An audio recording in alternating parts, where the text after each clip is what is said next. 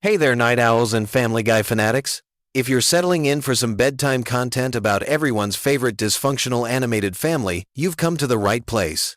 Tonight we're diving deep into the Griffin household with some fascinating facts that'll either help you drift off peacefully or keep you up thinking about just how wild this show really gets. Now, before we jump into our relaxing journey through Quahog, let me ask you something. Have you ever really stopped to think about how Family Guy has been part of our lives for over 2 decades? Since 1999, this show has given us countless laughs, memorable cutaway gags, and characters that have become household names. But tonight, we're going beyond the surface-level humor to explore some truly mind-blowing details you probably never knew. Here's something that might surprise you right off the bat. Family Guy was actually canceled not once, but twice by Fox. The first cancellation happened in 2002 after just 3 seasons. The network executives thought the show wasn't finding its audience. But here's where it gets interesting. Adult Swim picked up the reruns, and the show exploded in popularity. The DVD sales went through the roof, and suddenly Fox realized they had made a massive mistake. They brought it back in 2005, and it's been running ever since. Sometimes, the best things in life really do come back when you least expect them. Let's talk about the voice behind Stewie Griffin for a moment. Seth MacFarlane, the show's creator, originally based Stewie's voice on a combination of Rex Harrison from My Fair Lady and a generic posh English accent. But here's the fascinating part. MacFarlane has mentioned in interviews that Stewie's sexuality has always been deliberately ambiguous. The character exists in this interesting space where his romantic interests shift depending on what serves the story best. It's actually a clever writing technique that keeps the character unpredictable and allows for more diverse storylines.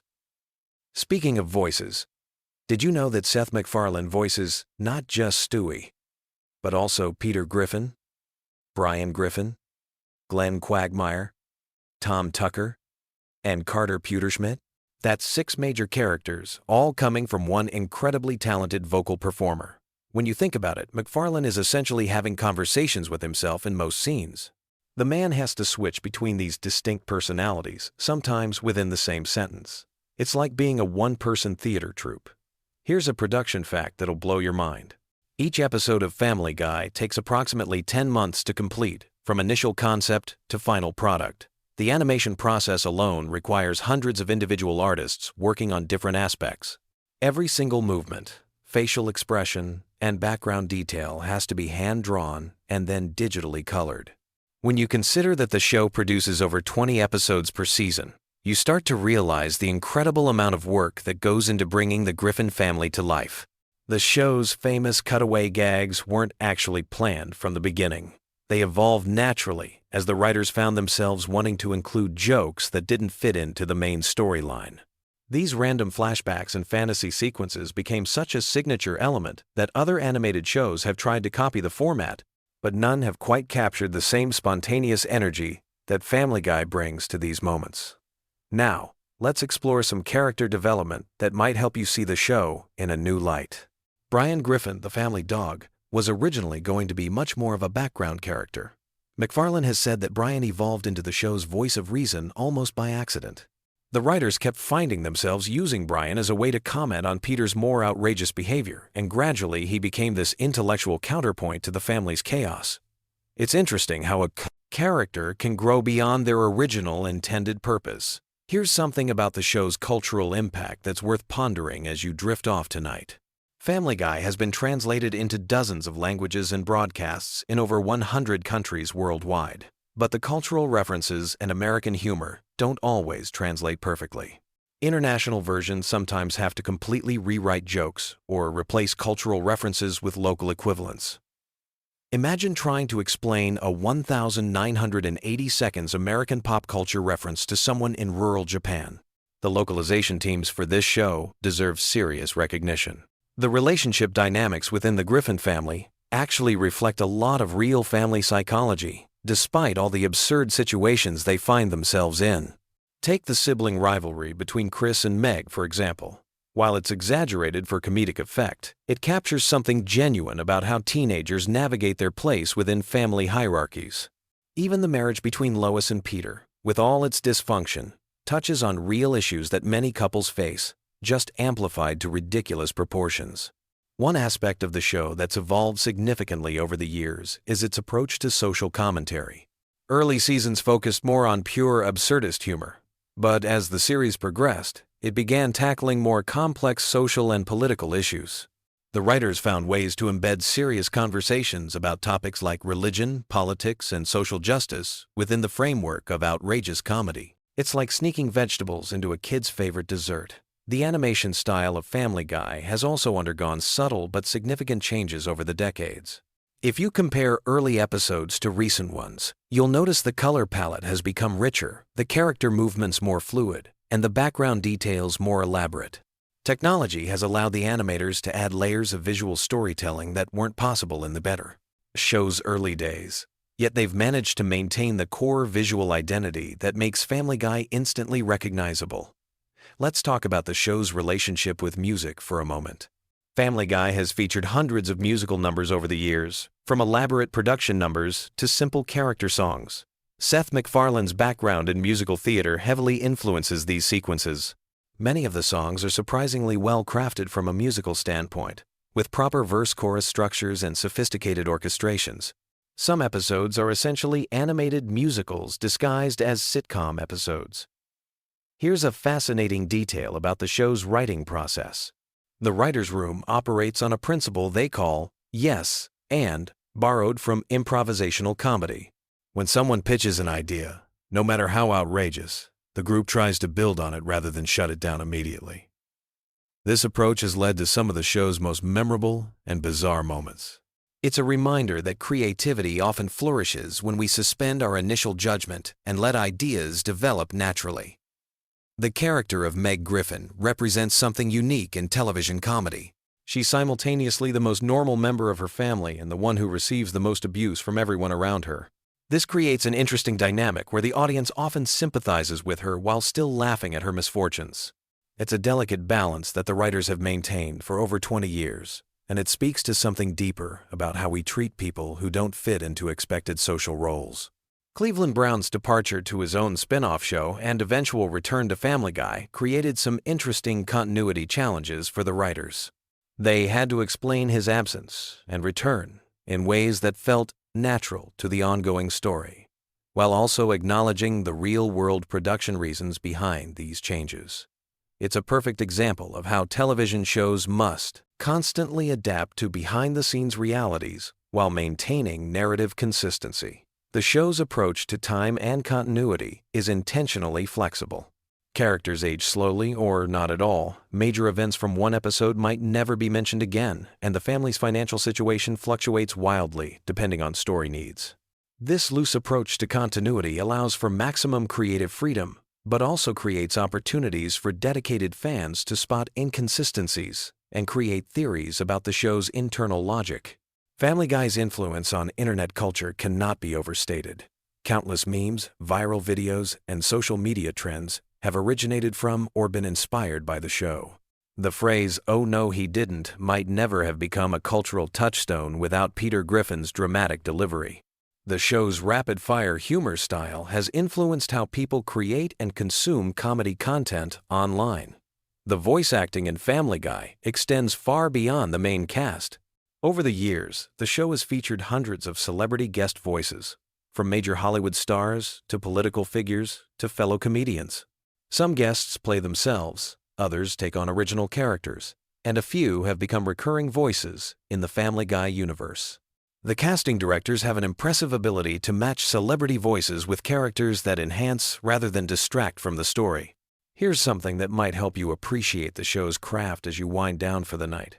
The timing of Family Guy's comedy is incredibly precise. Voice actors don't just deliver lines. They perform them with specific rhythms and pauses that maximize comedic impact. The editors then fine-tune these performances, sometimes adjusting timing by fractions of seconds to hit the perfect comedic beat. It's a level of precision that most viewers never consciously notice but definitely feel. The show's relationship with censorship has evolved significantly since its early days. Standards and practices for television have changed, allowing Family Guy to push boundaries that would have been impossible in its first seasons. At the same time, the writers have developed more sophisticated ways to be provocative without simply relying on shock value. It's an interesting case study in how creative people adapt to changing cultural standards while maintaining their artistic voice.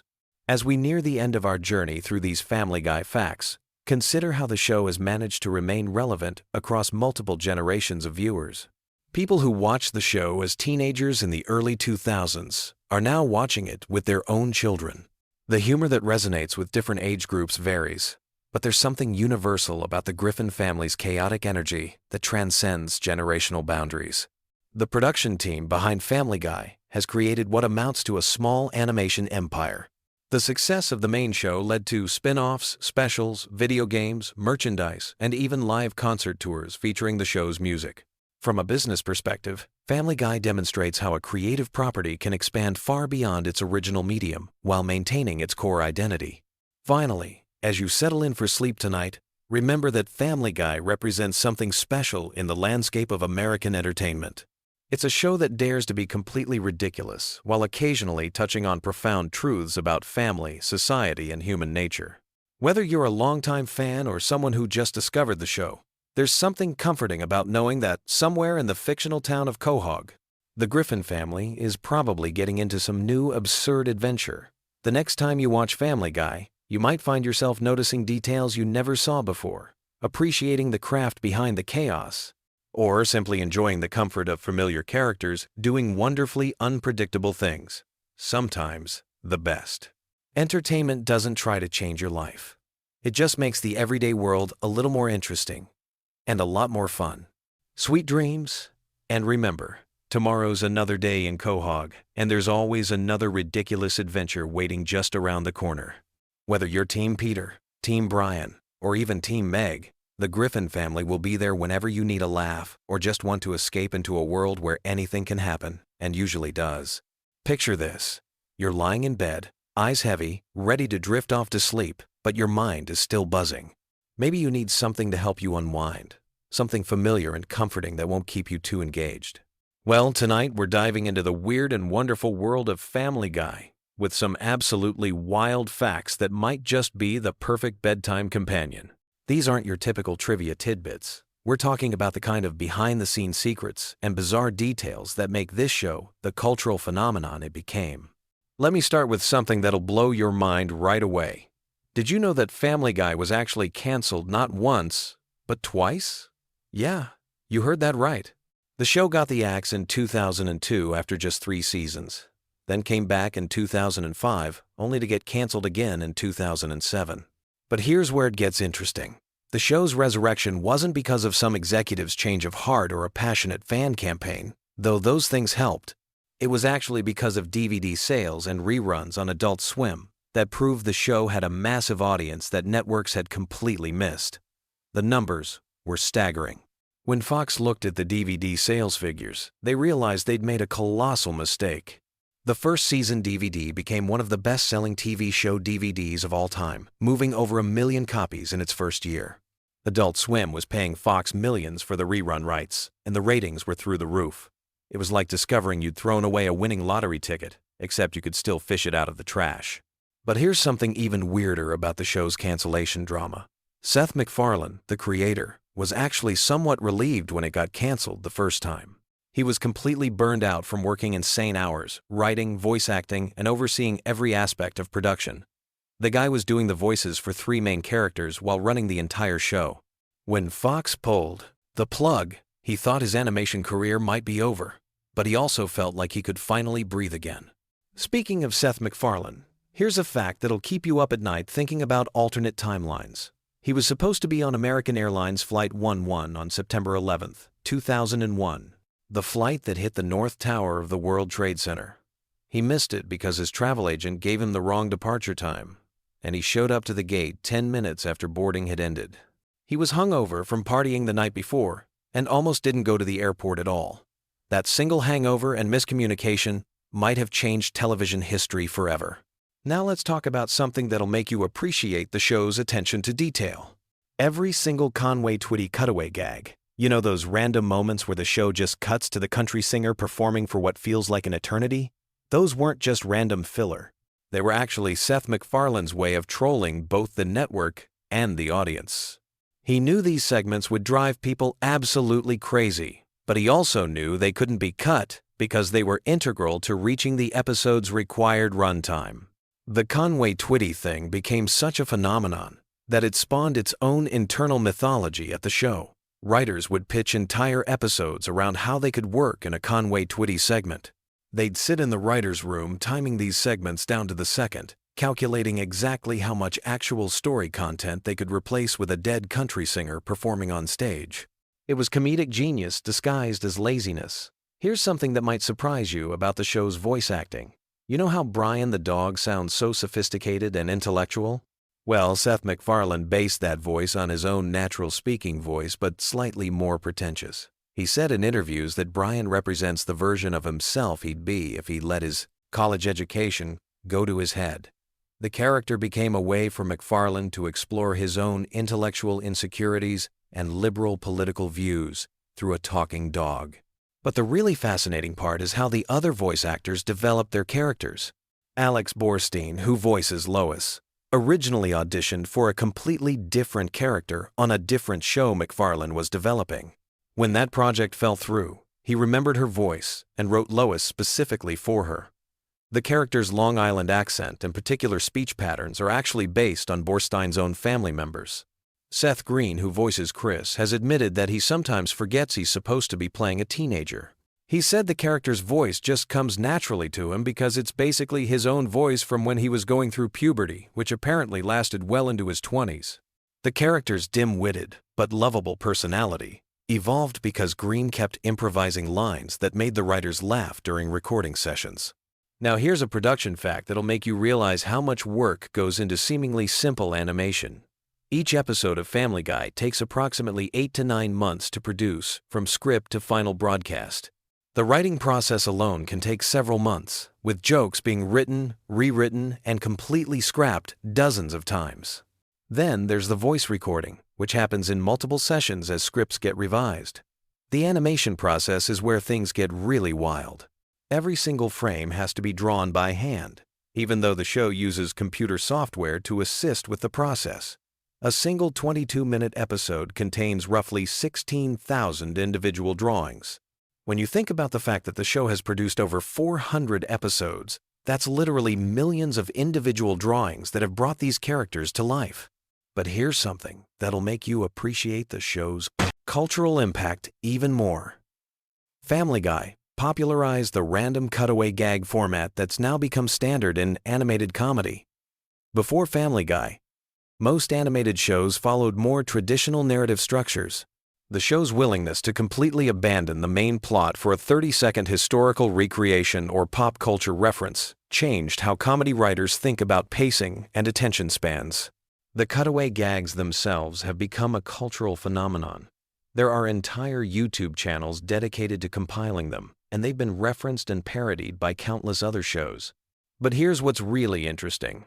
The writers have admitted that sometimes they write the cutaway gag first, then build an entire episode around finding a way to naturally lead into it. Let's talk about something that might disturb your peaceful drift toward sleep, the show's relationship with censorship. Family Guy has been censored, banned, and protested more than almost any other primetime animated series. The Parents Television Council has named it the worst show on television multiple times. But here's the thing. All that controversy has only made the show more popular. The censorship battles have led to some genuinely creative solutions from the writers. When they can't say certain words or show certain images, they find increasingly elaborate ways to imply them. Some of the show's funniest moments have come from these creative workarounds. It's like watching a comedian perform with their hands tied behind their back, and somehow becoming even funnier because of the constraint. Here's a fact about the show's music that might surprise you. Seth MacFarlane is actually a classically trained vocalist who's released several albums of standards and jazz music. His musical background heavily influences the show's frequent musical numbers and elaborate song and dance sequences. Those aren't just random additions. They're MacFarlane showing off skills he developed long before he ever got into animation. The musical episodes of Family Guy often take months of additional preparation because they require completely different animation techniques, additional voice coaching for the actors, and original orchestral arrangements. The Blue Harvest Star Wars parody episodes alone required hiring an entire orchestra to record new versions of John Williams' iconic themes. Now, let's dive into something that'll make you think about celebrity culture differently. The show's celebrity cameos and parodies have occasionally led to real-world consequences for the celebrities involved. Some stars have embraced being mocked on the show, treating it as a badge of honor. Others have publicly complained or even threatened legal action. But here's what's really fascinating. Some celebrities have specifically requested to be made fun of on Family Guy because they know it'll keep them relevant in pop culture. The show has become such a cultural touchstone that being parodied on it is almost like being inducted into a Hall of Fame of American entertainment figures. The writers have developed an entire system for deciding which celebrities to target. They consider factors like current relevance, comedic potential, and likelihood of legal retaliation. There's literally a legal department that reviews every celebrity reference to make sure the show won't get sued into oblivion. Here's something about the show's international appeal that might keep your mind wandering as you fall asleep. Family Guy airs in over 100 countries, but many episodes have to be heavily edited or completely banned in certain regions due to cultural sensitivities or government censorship. The writers have become experts at predicting which jokes will translate across cultures and which ones will get the show pulled off the air in entire countries. The international dubbing process is particularly fascinating. Voice actors in different countries have to capture not just the literal translations of the jokes, but also the timing, delivery, and cultural references that make the humor work. Sometimes entire scenes have to be rewritten for different markets, with completely different jokes that serve the same narrative function. Speaking of narrative function, here's something about the show's storytelling that might surprise you. Despite its reputation for random, stream-of-consciousness humor, every episode follows extremely strict structural guidelines. The writers use a detailed formula for pacing, character development, and plot progression that's remained virtually unchanged since the show's early seasons. The formula is so precise that new writers go through extensive training to learn it. They practice writing sample episodes that hit specific comedic beats at exact timing intervals. It's like learning to write music in a very particular key and tempo. There's way more technical skill involved than most viewers realize. Here's a production detail that'll make you appreciate the voice actors even more. Most of the main voice cast records their lines together in the same studio, which is actually unusual for animated shows. Many animated series record each actor separately for scheduling convenience. But Family Guy's ensemble cast has developed such strong chemistry that they actually improvise and play off each other during recording sessions. These improvisation sessions have led to some of the show's most memorable moments. Jokes that weren't in the original script, character interactions that reveal new personality traits, and entire comedic sequences that grew out of the actors just goofing around in the studio. The writers have learned to leave space in their scripts for this kind of spontaneous creativity. The show's relationship with current events is another fascinating aspect of its production. Episodes are produced so far in advance that writers have to predict what will be culturally relevant 8 to 9 months in the future. They've developed an almost supernatural ability to anticipate which celebrities will still be famous, which political issues will still matter, and which pop culture references will still be funny by the time episodes air. Sometimes they get it spectacularly wrong, leading to episodes that reference celebrities who've completely disappeared from public consciousness, or make jokes about events that ended up being resolved in completely different ways. These temporal mismatches have become part of the show's charm, creating accidental time capsules of what people were thinking about during specific periods. Here's something about the show's merchandise empire that might occupy your thoughts as you drift off.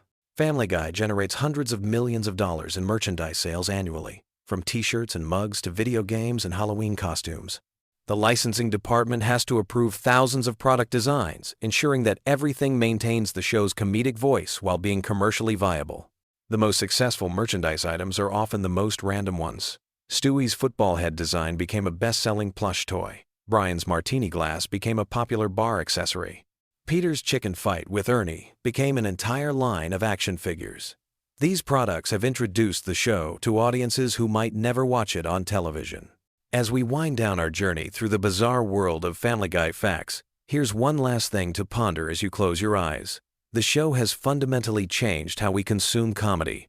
It's trained an entire generation of viewers to expect rapid-fire jokes, constant pop culture references, and narrative structures that can pivot in completely unexpected directions at any moment. This influence extends far beyond television.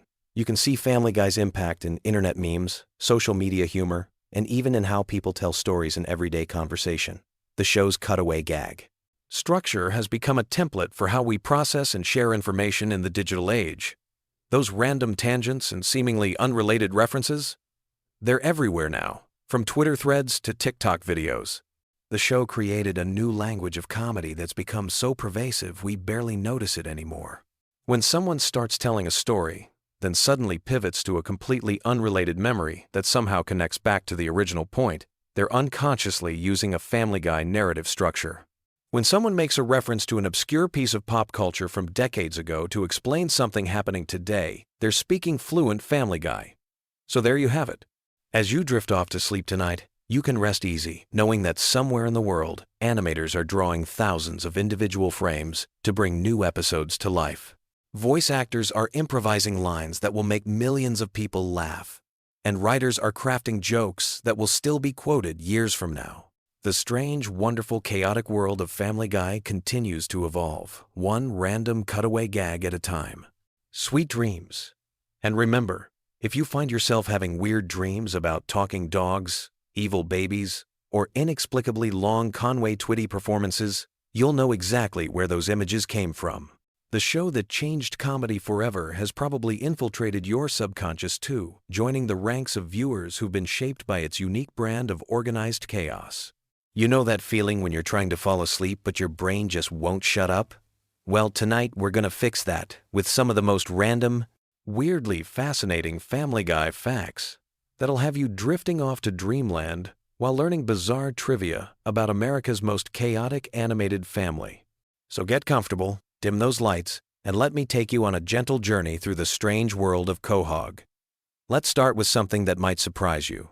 The show's creator Seth MacFarlane almost missed his flight on September 11, 2001. He was supposed to be on American Airlines Flight 11, one of the planes that hit the World Trade Center. But he arrived at the airport just 10 minutes late and missed the boarding. Sometimes, being late really does save your life. This near-miss experience actually influenced some of the show's later episodes, though MacFarlane rarely talks about it publicly. Speaking of Seth MacFarlane, did you know he voices 4 of the main characters? Peter, Brian, Stewie, and Glenn Quagmire are all brought to life by the same person. That's pretty impressive when you think about how different each character sounds. MacFarlane developed Peter's voice by imitating a security guard he knew, while Brian's sophisticated tone was inspired by old Hollywood actors. Stewie's accent, meanwhile, was based on Rex Harrison's performance in My Fair Lady. Here's something that might help you sleep better, knowing it exists. There's an entire episode that was banned from television for years. The episode, called Partial Terms of Endearment, dealt with some pretty controversial topics and wasn't aired on Fox until much later. It eventually found its way to DVD releases, but for the longest time, fans had no idea this episode even existed. Sometimes, the most interesting content is the stuff we never get to see. Family Guy has this weird relationship with cancellation that's almost like a bedtime story in itself. The show was canceled, not once, but twice. First in 2002, then again in 2003. But here's where it gets interesting. DVD sales and reruns on Adult Swim were so successful that Fox brought it back in 2005.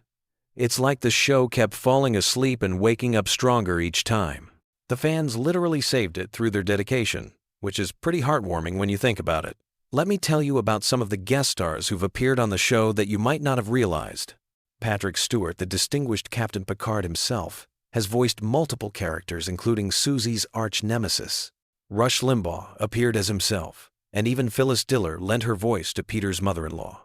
The show has attracted everyone from political figures to rock stars, creating this weird mix of high culture and lowbrow humor. There's something oddly soothing about the show's animation process too. Each episode takes about 8 months to complete from script to screen. The writers spend weeks crafting jokes, the voice actors record their lines multiple times to get the perfect delivery, and then teams of animators bring everything to life frame by frame. It's like watching a very slow, very detailed dream come together. The famous chicken fights between Peter and Ernie the Giant Chicken started as a throwaway gag, but became one of the show's most beloved running jokes. These elaborate, destruction-filled battles were inspired by old action movies and Jackie Chan films. The animators love creating these sequences because they get to go completely over the top with the destruction and mayhem. There's something almost meditative about watching these absurdly long fight scenes unfold. Here's a fact that connects to real life in an unexpected way. The character of Mayor Adam West was named after the actor who played Batman in the 1960 Seconds TV series. When the real Adam West heard about this, he was so delighted that he agreed to voice the character himself. He continued playing the role until his death in 2017, bringing his own quirky charm to the already eccentric animated mayor of Quahog. The show's musical numbers are surprisingly complex productions. When they create songs like Surfin' Bird or any of their elaborate Broadway-style numbers, they work with professional musicians and composers. Seth MacFarlane, being a trained singer himself, often performs these songs live in recording sessions. The musical episodes require months of additional work, but they've become some of the most memorable moments in the series. Cleveland's spin-off show, The Cleveland Show, ran for 4 seasons and had its own unique animation style that was slightly more polished than the original Family Guy. When Cleveland returned to Family Guy, the animators had to readjust his character design to match the original show's style. It's like he went away, got a makeover, and had to tone it down when he came back home. The show's pop culture references are researched extensively by a team of writers who specialize in different decades and cultural phenomena. They maintain databases of movie quotes, TV show references, and historical events to ensure their parodies are accurate enough to be funny, but absurd enough to avoid copyright issues. Sometimes they spend weeks perfecting a single throwaway reference that appears for just a few seconds. Stewie's sexuality has been a running mystery throughout the series, with writers deliberately keeping it ambiguous. Seth MacFarlane has mentioned in interviews that Stewie's character is meant to be fluid and open to interpretation. This ambiguity has led to countless fan theories and discussions, making Stewie one of the most analyzed characters in animated television. The Griffin house interior has been redesigned multiple times throughout the series, but the exterior has remained remarkably consistent. The house is supposedly located on Spooner Street in Quahog, Rhode Island, and the address is 31 Spooner Street. Fans have actually tried to locate this address in real Rhode Island towns, though of course it doesn't exist. Voice actress Alex Borstein, who plays Lois, originally auditioned for a completely different role. She was supposed to voice a minor character, but when they heard her natural speaking voice, they immediately knew she was perfect for Lois. Borstein has mentioned that she sometimes forgets to use Lois's voice in real life and accidentally slips into character during casual conversations. The show's writer's room operates like a comedy laboratory, where jokes are tested, refined, and sometimes completely scrapped. They have a policy where any writer can suggest changes to any joke, no matter how senior or junior they are. This collaborative approach has led to some of the show's most unexpected and brilliant moments, but it also means that some episodes go through dozens of script revisions. Brian's character was almost completely different in the original concept. He was supposed to be a regular dog who couldn't talk, but MacFarlane decided that having an intellectual talking dog would create better story opportunities. This decision fundamentally changed the show's dynamic and gave them a character who could serve as both comic relief and philosophical commentary. The infamous Conway Twitty segments, where the show would cut to footage of the real country singer performing entire songs, were actually created as time fillers when episodes ran short. These segments became so popular with fans that the writers started including them intentionally, turning what was essentially animated dead air into a beloved recurring gag. Quagmire's character was inspired by radio DJs from the 1950 Seconds and 1960 Seconds who had that smooth, slightly sleazy on-air personality. Seth MacFarlane studied old radio shows and interviews to develop Quagmire's distinctive speaking style and his catchphrase, "giggity giggity." The character's appearance was based on classic cartoon characters, but with a modern twist that made him both nostalgic and contemporary. The show's relationship with censorship is fascinating. The writers often create jokes specifically designed to test the boundaries of what they can get away with on television. They'll write multiple versions of controversial scenes, knowing that some will be cut but hoping that the milder versions will make it to air. It's like an ongoing negotiation with the censors through comedy. Family Guy was one of the first animated shows to embrace internet culture and memes before most people knew what memes were. The writers were early adopters of online humor and would incorporate internet jokes into episodes months before they became mainstream. This forward-thinking approach helped keep the show relevant to younger audiences who were spending more time online. The character of Herbert the Pervert was originally supposed to appear in just one episode, but his distinctive voice and creepy personality made him an unexpected fan favorite. The voice actor Alex Borstein came up with Herbert's characteristic whistle and speech pattern on the spot during recording, and it became such an integral part of the character that they couldn't imagine him any other way. Did you know that several Family Guy episodes have been turned into actual comic books? These comics expand on storylines from the show and sometimes feature adventures that would be too expensive to animate. The comic book format allows the writers to explore more complex storylines and include visual gags that might not work as well in animation. The show's approach to celebrity deaths is uniquely irreverent. When famous people pass away, the writers often create memorial segments that are simultaneously respectful and absurd. They've developed a reputation for handling these situations with a mix of genuine tribute and satirical commentary that somehow works better than it should.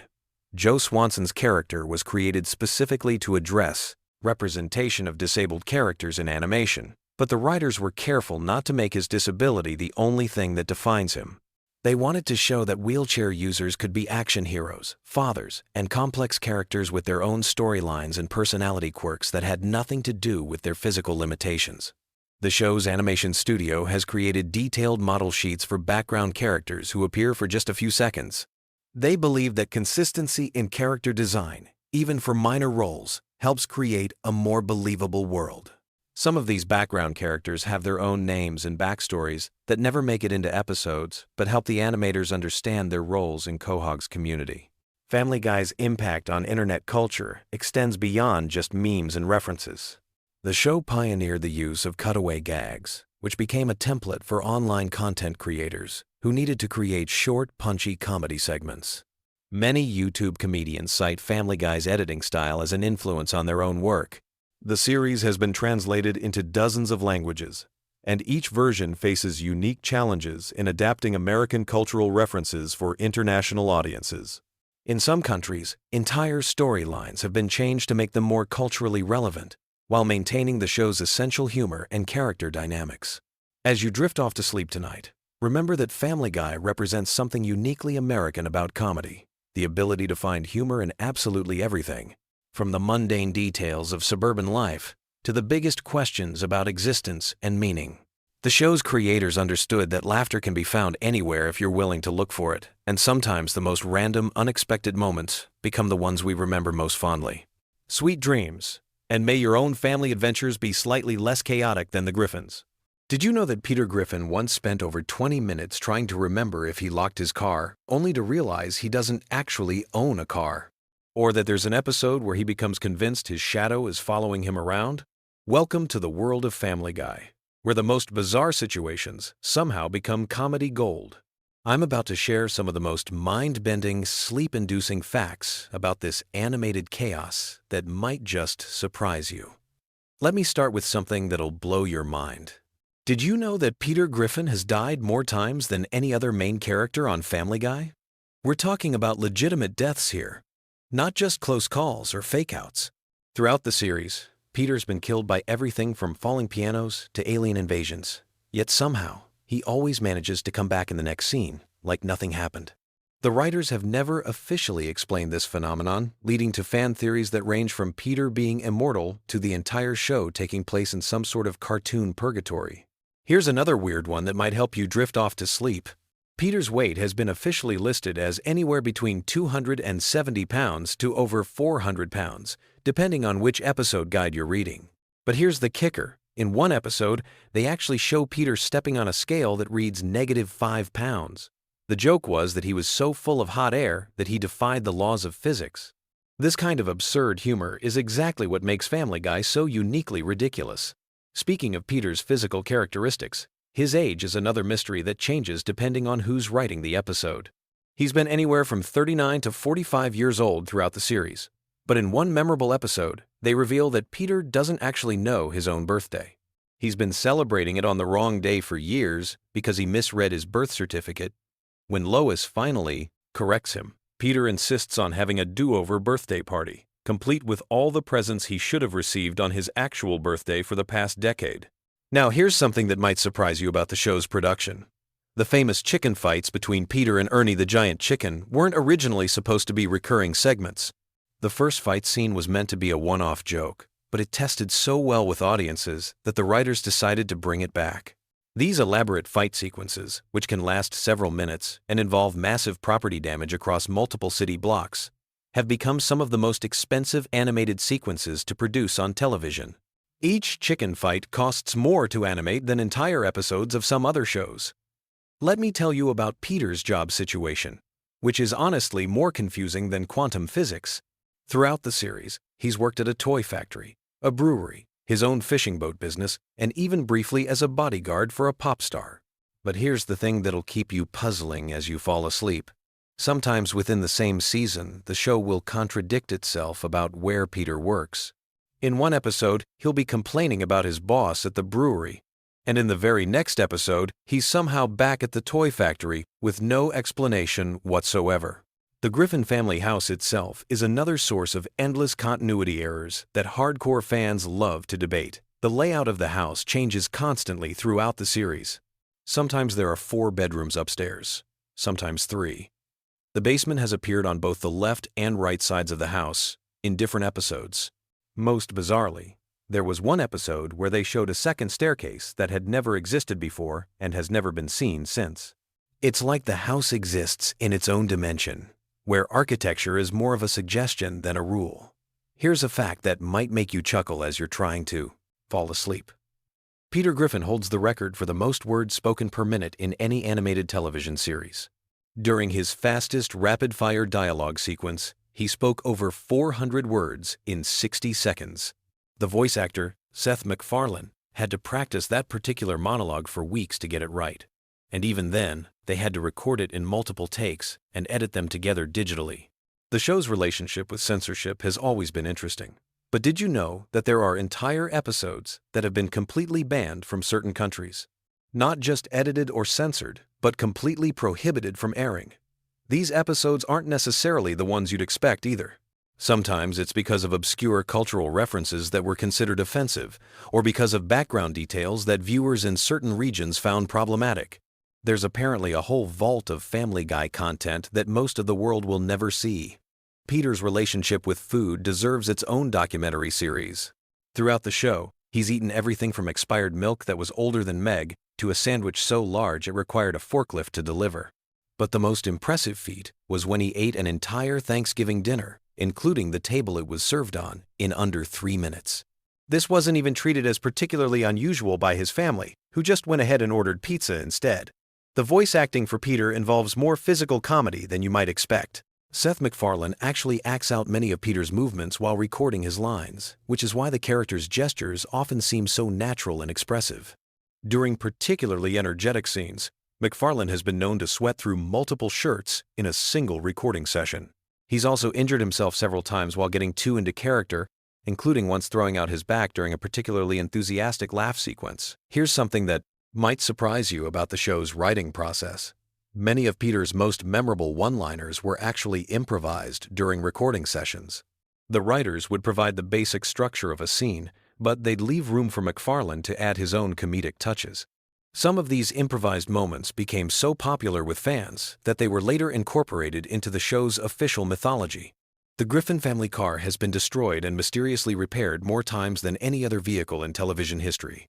We're talking about complete destruction here. Blown up, crushed by giant robots, eaten by sea monsters, you name it. Yet somehow, it always appears good as new in the next scene. The car itself is supposed to be a mid-'80s sedan, but its exact make and model changes from episode to episode. Sometimes it's a Honda, sometimes it's a Ford, and occasionally it's a completely fictional brand that doesn't exist in real life. Peter's medical history reads like something out of a medical textbook written by someone who's never been to medical school. He's survived diseases that don't exist, undergone surgeries that are physically impossible, and been treated by doctors who clearly got their degrees from the back of a cereal box. In one episode, he's diagnosed with a condition where his bones are apparently made of rubber, which somehow makes him both incredibly flexible and completely indestructible. The show's approach to time and aging is fascinatingly inconsistent. While the Simpson family has remained the same age for decades, the Griffins seem to exist in a temporal bubble where sometimes years pass and sometimes they don't. Stewie has been a baby for over 20 years of real time. But there have been episodes where characters reference events from their past that would require them to have aged significantly. Here's a production detail that might interest you as you're winding down for the night. The animators have developed an entire catalog of Peter's facial expressions that numbers in the thousands. Each expression is carefully categorized by emotion, intensity, and context. There's apparently an expression called Peter confused by technology that gets used at least once per episode, and another one called Peter realizing he's made a terrible mistake. That's practically the show's trademark look. The Griffin family's financial situation is another source of endless mystery. Despite Peter's various job situations and questionable work ethic, the family somehow maintains a middle-class lifestyle in a decent neighborhood. They've been shown to be both desperately broke and surprisingly wealthy, sometimes within the same episode. Peter once claimed to have no money for groceries while simultaneously planning an expensive vacation to Europe. Peter's relationship with technology provides some of the show's most relatable comedy, especially for anyone who's ever struggled with modern gadgets. He's been defeated by everything from automatic doors to digital clocks. There was one memorable episode where he spent the entire runtime trying to figure out how to change the channel on a television remote, only to discover at the end that the TV wasn't even plugged in. The show's animation style has evolved significantly over the years, but Peter's character design has remained remarkably consistent. The animators have stated that his round shape and simple features make him one of the easier characters to draw, which is ironic considering how complex his personality has become over the years.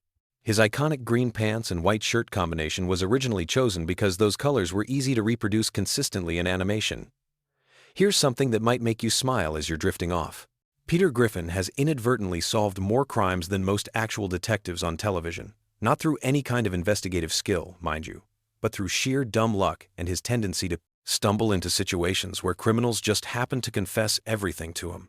He's uncovered everything from art theft rings to international espionage operations, usually while just trying to buy a sandwich or find a bathroom. The character's impact on popular culture extends far beyond the show itself. Peter's laugh has been sampled in music tracks. His catchphrases have entered everyday vocabulary, and his image has appeared on everything from t-shirts to coffee mugs.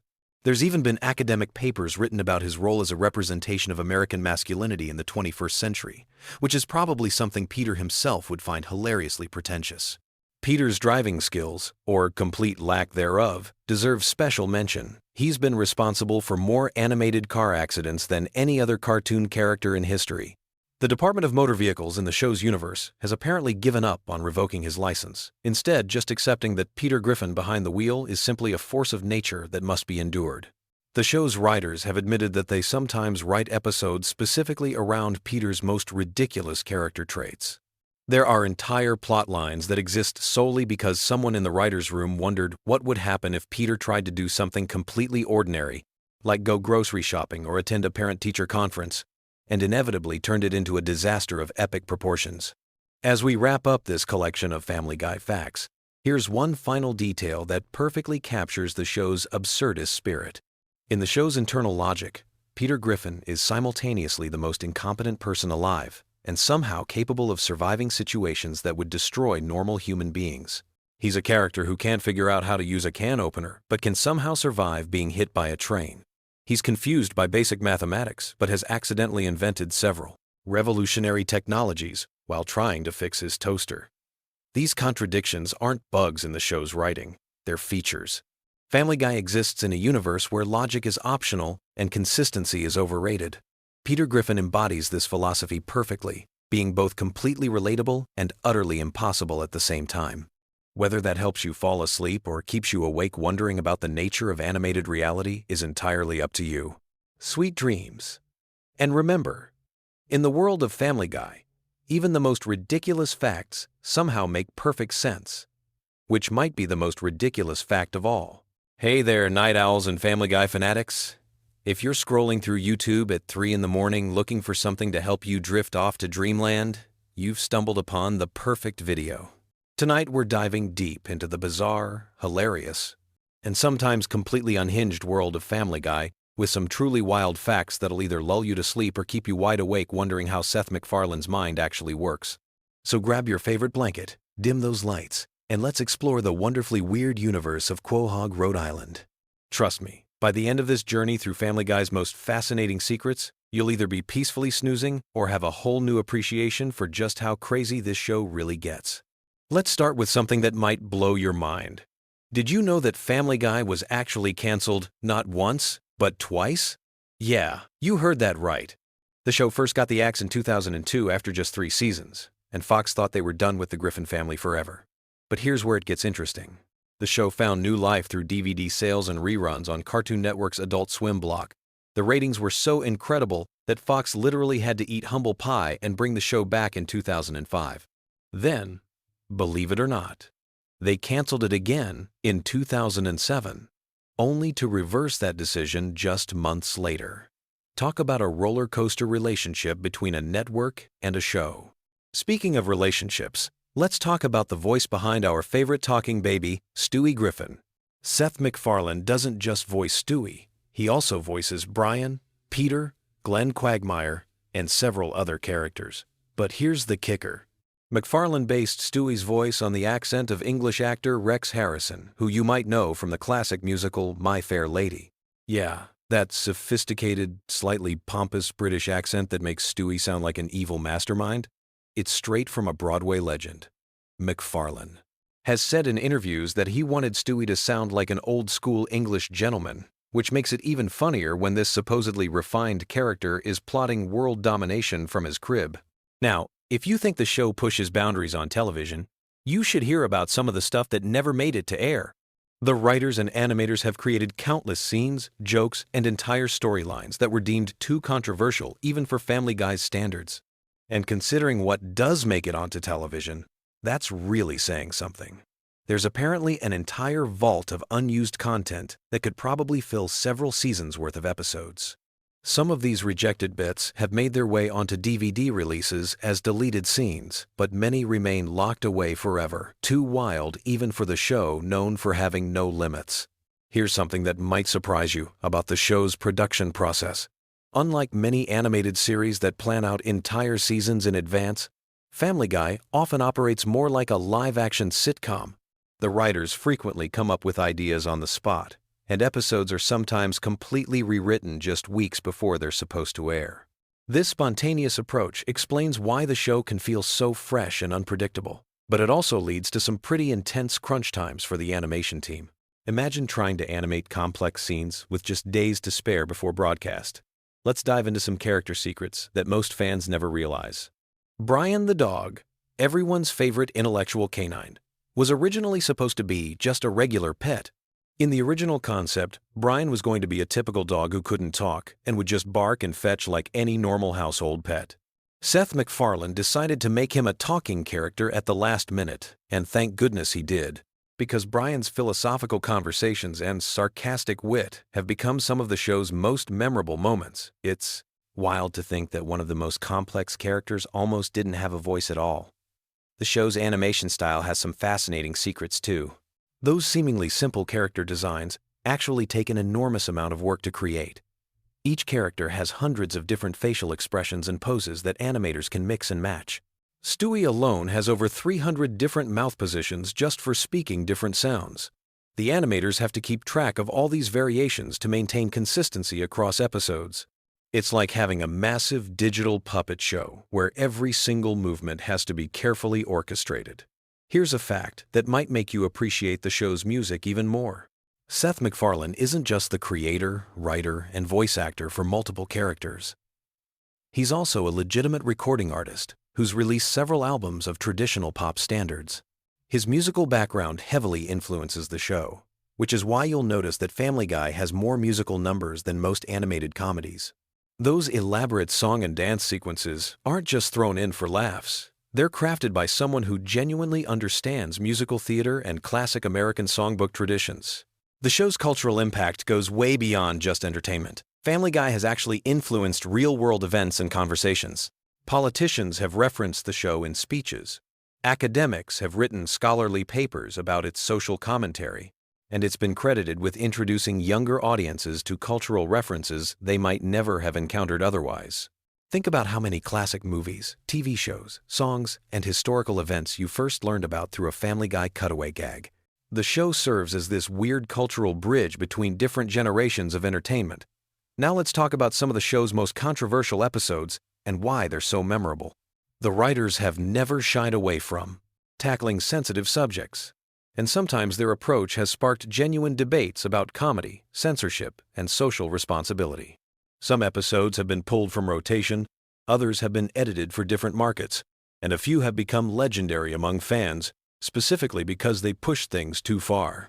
This willingness to court controversy has kept Family Guy relevant for over 2 decades, even as television landscape has changed dramatically around it. The voice acting process for Family Guy is unlike anything you'd expect. Seth MacFarlane often records multiple characters in the same session, essentially having conversations with himself. He'll record Peter's lines, then immediately switch to Brian's voice to respond, then jump to Stewie for the next exchange. Watching him work in the recording booth is apparently like witnessing someone with multiple personality disorder having a very organized conversation with themselves. Other voice actors have said it's both impressive and slightly unsettling to watch. Here's something that connects to the show's longevity. Family Guy has aired over 400 episodes, making it one of the longest-running animated series in television history. To put that in perspective, if you watched every single episode back-to-back, you'd be sitting there for more than 150 hours straight. That's almost a full week of continuous Family Guy content. The show has literally created enough material to entertain someone for an entire week without sleeping, eating, or taking a single break. The show's international versions reveal some fascinating cultural differences. Family Guy is broadcast in dozens of countries, and each version has to navigate different censorship standards and cultural sensitivities. In some countries, entire jokes are replaced with completely different content. In others, characters' names are changed, and certain running gags are modified to make sense to local audiences. There are versions of Family Guy where the cultural references are so different that they're essentially completely different shows with the same characters. Let's explore some behind-the-scenes drama that most fans never hear about. Like any long-running show, Family Guy has had its share of creative disagreements, contract disputes, and personality conflicts. Seth MacFarlane has been very public about his occasional frustrations with the show, even stepping back from day-to-day involvement for several seasons. There have been disputes over storylines, character development, and the general direction of the show. Some former writers and voice actors have shared stories about heated arguments in writers' rooms and recording sessions that had to be stopped because of creative differences. The show's merchandising empire is absolutely massive, but some of the most interesting products never made it to market. There have been proposed Family Guy video games, theme park attractions, and even a planned Broadway musical that would have featured the Griffin family in live-action musical theater. The legal and logistical challenges of adapting animated characters for different mediums have killed dozens of potential projects over the years. Imagine walking through a Family Guy theme park, or watching actors in Peter and Lois costumes singing on Broadway. Here's a production secret that reveals how much work goes into each episode. A single 22-minute episode of Family Guy requires approximately 8 months to complete from initial concept to final broadcast. The process involves dozens of writers, voice actors, animators, sound engineers, and editors. Every single frame is reviewed multiple times. Every joke is analyzed and often rewritten. And every visual gag is carefully planned and executed. What looks like simple animation on screen represents thousands of hours of collaborative creative work. The show's relationship with censorship has created some legendary stories. There are episodes that exist in multiple versions, with different levels of content depending on when and where they're broadcast. The uncensored DVD versions of some episodes contain jokes and scenes that have never been seen on television. Meanwhile, Daytime reruns are edited so heavily that some episodes are barely recognizable. The writers have learned to create content in layers, knowing that different versions will need different levels of editing for different audiences. Family Guy's influence on internet culture deserves its own discussion. The show has generated countless memes, viral videos, and online discussions. Certain episodes have become legendary specifically because of how they're shared and referenced online. The show's cutaway gag format translates perfectly to social media, where short, punchy jokes can be easily shared and remixed. Some Family Guy moments have become more famous as internet memes than they ever were as television content. The voice acting talent that has appeared on Family Guy reads like a who's who of entertainment. Celebrities often jump at the chance to appear on the show, sometimes playing themselves, sometimes voicing original characters. The guest star list includes everyone from major Hollywood actors to political figures to professional athletes. Some celebrities have become recurring characters, while others have appeared just once but created memorable moments that fans still talk about years later. Here's something that might change how you watch the show. Many of the seemingly random cutaway gags are actually carefully constructed references to specific movies, TV shows, or historical events. The writers spend considerable time researching these references to make sure they're accurate, even when they're being completely absurd. There are entire databases that catalog every cultural reference in every episode, and the depth of knowledge required to understand all the jokes is honestly staggering. The show's animation has evolved significantly over its run, but not always in ways you might expect. While the overall character designs have remained consistent, the background art, lighting effects, and scene composition have become much more sophisticated. Early episodes look almost primitive compared to recent ones, but the evolution has been so gradual that most viewers don't notice. Comparing the pilot episode to current episodes is like looking at completely different shows that happen to use the same characters. Family Guy's impact on other animated shows cannot be overstated. The success of Family Guy paved the way for countless other adult animated comedies, from American Dad to Rick and Morty to BoJack Horseman. The show proved that animated comedies could tackle adult themes and attract mature audiences, opening up an entire genre that barely existed before. Many current animators and writers cite Family Guy as a direct influence on their work and career choices. The show's approach to storytelling often breaks conventional narrative rules in fascinating ways. Episodes frequently abandon their main plots entirely for extended tangents. Characters regularly break the fourth wall to address the audience directly, and the show often parodies its own format and conventions. This meta approach to comedy requires a level of self-awareness that's rare in television, and it's part of what keeps longtime fans engaged, even after hundreds of episodes. As we wind down this journey through Family Guy's hidden world, it's worth reflecting on how a cartoon about a dysfunctional family in Rhode Island became such a cultural phenomenon. The show succeeds because it taps into something fundamentally human about finding humor in chaos, about laughing at things that probably shouldn't be funny, and about the strange comfort of familiar characters behaving in completely unpredictable ways. Whether you're drifting off to sleep or wide awake thinking about animated comedy theory, Family Guy continues to surprise, offend, entertain, and occasionally enlighten its audience after more than 20 years on the air. The show's ability to constantly reinvent itself while maintaining its core identity is perhaps the most impressive fact of all. Sweet dreams, and remember, somewhere in Quahog, the Griffin family is probably getting into trouble that's even weirder than anything we've discussed tonight. The chaos never really stops. And somehow, that's exactly what makes it so perfect for helping restless minds finally find peace. Until next time, sleep tight and don't let the giant chicken nightmares bite. Picture this. You're lying in bed, scrolling through your phone at 2 a.m, and suddenly, you remember that time Peter Griffin literally married a cardboard cutout of himself. Welcome to the weird, wild world of Family Guy, where the most random facts are often the most fascinating ones. Tonight, we're diving deep into the strangest corners of Quahog, with facts so bizarre they'll either help you drift off to sleep or keep you awake, wondering how the writers even came up with this stuff. Let me start with something that'll blow your mind. Did you know that the original concept for Family Guy was completely different from what we got? Seth MacFarlane initially pitched the show as a much darker comedy about a dysfunctional family dealing with serious issues. The network executives were so confused by the pilot that they almost didn't pick it up. Thank goodness they did. Because otherwise, we wouldn't have gems like the time Brian became a used car salesman and accidentally sold Death his own car. Speaking of Brian, here's a fact that might surprise you. The character was originally supposed to be much more of a background character, basically just the family pet who occasionally made sarcastic comments. But Seth MacFarlane loved voicing him so much that Brian gradually became one of the main characters. This explains why Brian's personality seems to evolve so dramatically throughout the early seasons. He went from being a simple talking dog to a pretentious intellectual with daddy issues and a drinking problem.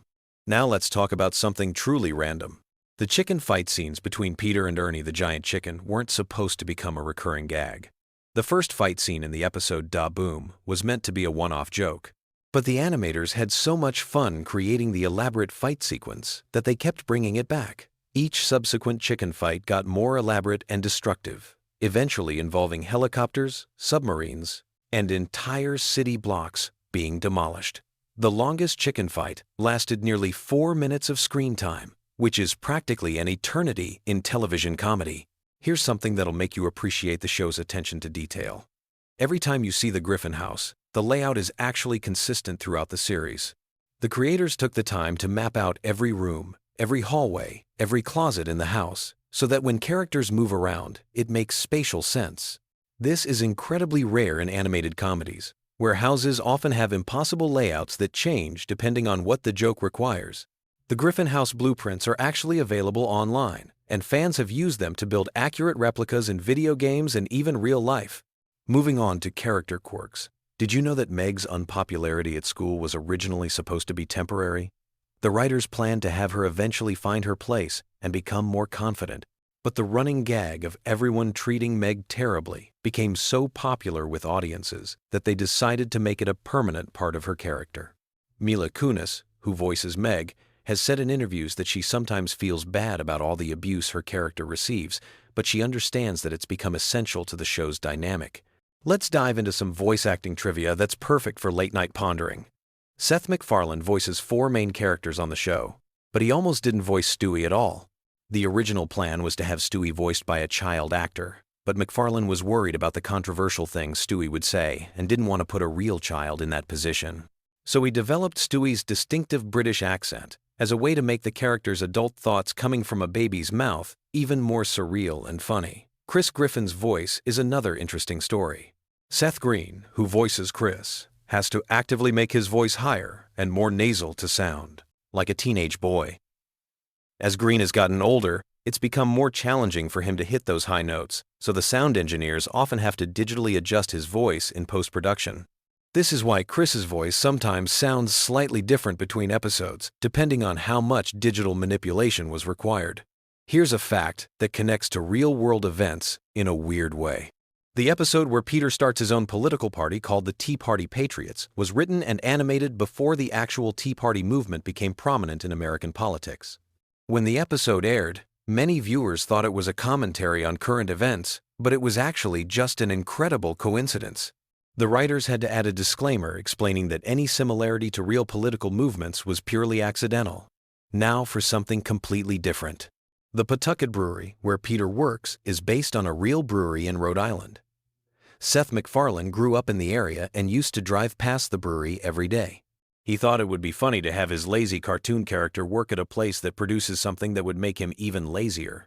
The real brewery owners were initially concerned about being associated with the show, but eventually embraced it when they realized it was bringing them tourists. Let's talk about some of the show's more obscure running gags. You know how Conway Twitty always seems to appear at random moments?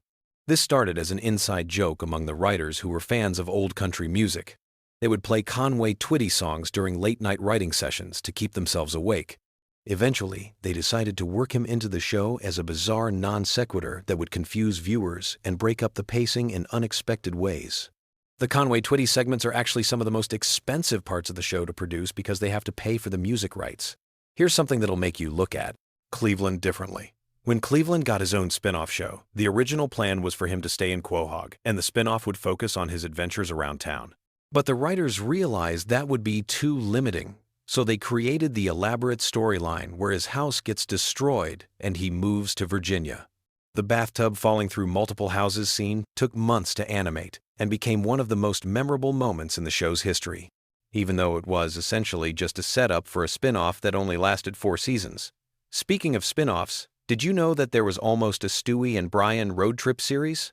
The popularity of their travel episodes convinced executives that the dynamic between the sophisticated baby and the intellectual dog could carry its own show. Scripts were written for 6 episodes before the project was scrapped due to budget concerns. Some of those unused scripts were later reworked into regular Family Guy episodes, which explains why some Stewie and Brian adventures feel more elaborate than usual. Let's get into some animation secrets that most viewers never notice.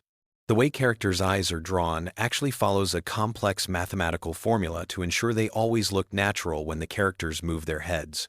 This might sound boring, but it's actually fascinating when you realize that most animated shows just wing it and hope for the best. Family Guy's attention to eye movement is part of what makes the characters feel more alive and expressive than typical cartoon characters. Here's a weird fact about the show's merchandising history. The most popular Family Guy product ever sold wasn't a t-shirt or a toy. It was a cookbook called the Family Guy Cookbook that featured recipes supposedly created by each character. Peter's section was all comfort food and beer-based dishes. Lois had elegant dinner party recipes. Stewie contributed sophisticated international cuisine. And Brian's section was dinner for 15, entirely vegetarian. The cookbook actually received positive reviews from real food critics, which nobody expected. Now, for some trivia about the show's cancellation and revival that goes beyond what most people know. When Family Guy was first canceled, Seth MacFarlane was actually relieved. He was exhausted from working on the show and wanted to pursue other projects. But the DVD sales were so strong and the fan campaign so persistent that Fox offered him a deal he couldn't refuse, including complete creative control and a substantial budget increase. This is why the post-cancellation episodes often feel more ambitious and experimental than the early ones. The show's relationship with censors has always been complicated. But here's something most people don't realize.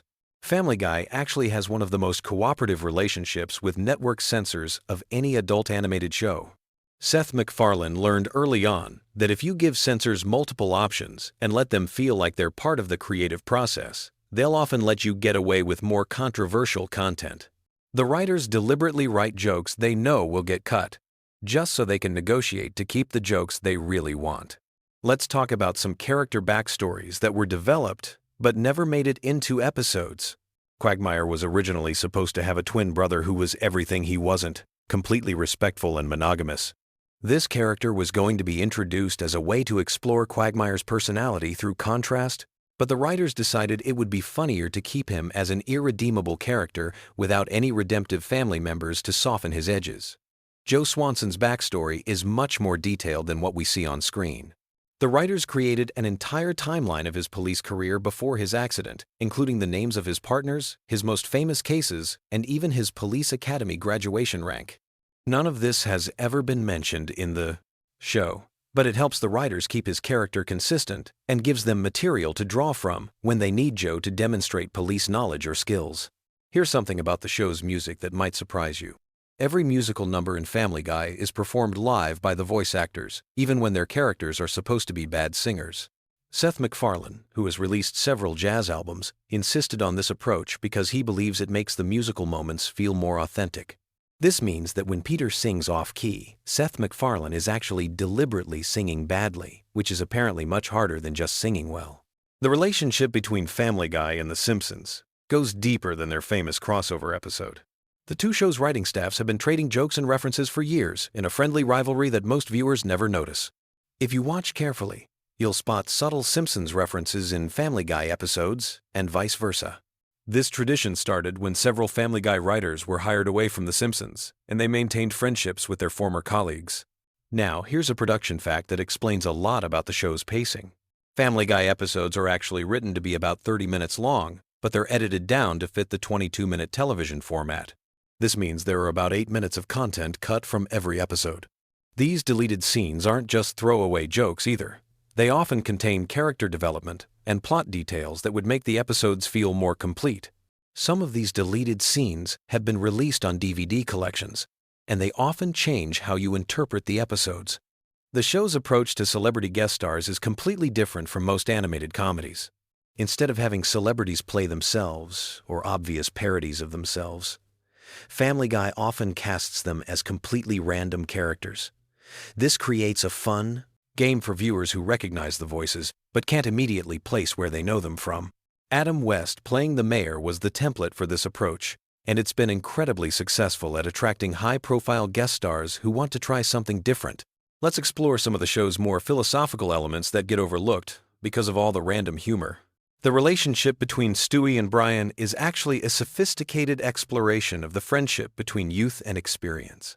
Stewie represents unlimited potential and ambition, while Brian represents the reality of compromise and disappointment that comes with age. Their adventures often end with both characters learning something, but in subtle ways that don't feel preachy or forced. The show's treatment of time travel and alternate realities follows surprisingly consistent rules. The writers created an internal logic system for how these sci-fi elements work in the Family Guy universe, even though they rarely explain it to viewers. This attention to detail is why the time travel episodes feel coherent instead of just random, and it allows them to create genuine consequences for the characters' actions across multiple episodes. Here's something about the animation process that most people never consider. Each episode of Family Guy requires approximately 15,000 individual drawings. The animators have developed shortcuts and techniques to make this process more efficient, but it still takes about 8 months from the initial script to the finished episode. This explains why the show sometimes references events that seem outdated by the time the episode airs. The references were current when the episode was being written and animated. The voice recording process is also more complex than most people realize. While some animated shows record all the voices separately, Family Guy often records the main cast together in the same room. This creates more natural-sounding conversations and allows the actors to play off each other's energy.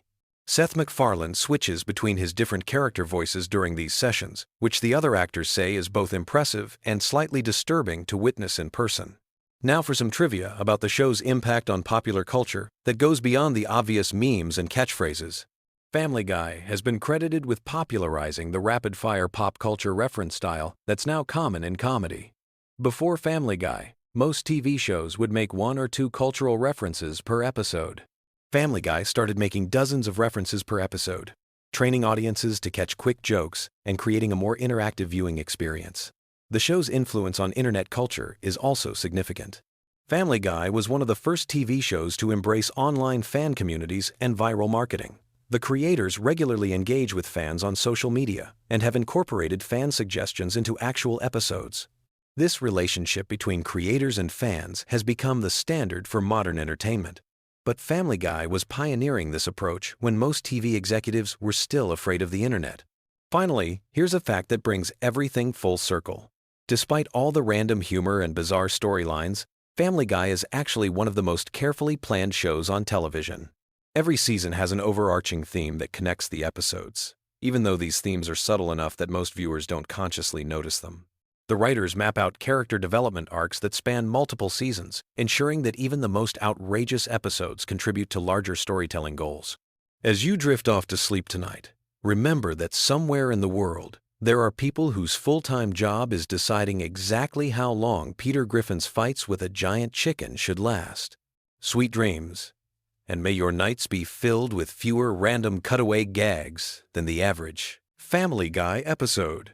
Hey there, night owls and Family Guy fanatics.